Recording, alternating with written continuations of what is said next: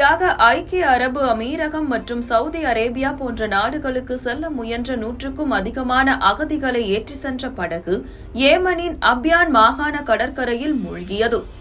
இந்த கோரமான விபத்தில் இதுவரை 76 பேர் உயிரிழந்துள்ளனர். என்ன நடந்தது பார்க்கலாம். ஆகஸ்ட் 3ஆம் தேதியன்று எத்தியோப்பியாவில் இருந்து 157 அகதிகளை சட்டவிரோதமாக ஏற்றி சென்ற படகு ஏமனின் தெற்கு பகுதியில் உள்ள அப்யான் மாகாணத்தின் கடற்கரையில் ஏடன் வளைகுடாவில் மூழ்கியது. இந்த விபத்தில் 76 பேர் உயிரிழந்துள்ளனர். மேலும் 32 பேர் மட்டுமே உயிருடன் மீட்கப்பட்டுள்ளனர். காணாமல் போன மற்ற அகதிகளும் உயிரிழந்திருக்கலாம் என அஞ்சப்படுகிறது.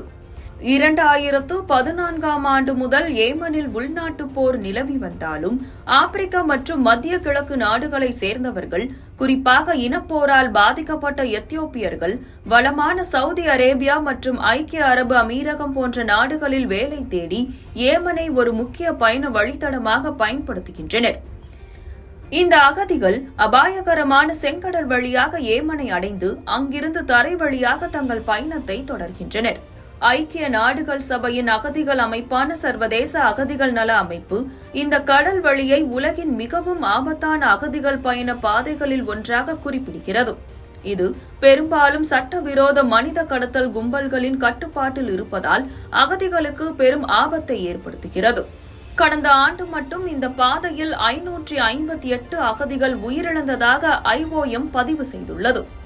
ஏப்ரல் மாதம் ஏமனில் ஹவுதி கிளர்ச்சியாளர்களுக்கு எதிராக அமெரிக்கா நடத்திய வான்வழி தாக்குதலில் அரபு நாடுகளுக்கு செல்ல காத்திருந்த 60 அகதிகள் உயிரிழந்த சம்பவம் இந்த பயணத்தின் ஆபத்துகளை மீண்டும் ஒருமுறை நினைவூட்டுகிறது. மேலும் ஏமன் வழியாக அரபு நாடுகளுக்கு செல்ல காத்திருக்கும் அகதிகள் அங்கு மிகவும் மோசமாக நடத்தப்படுவதாகவும் அந்த அமைப்பு குற்றம் சாட்டுகிறது.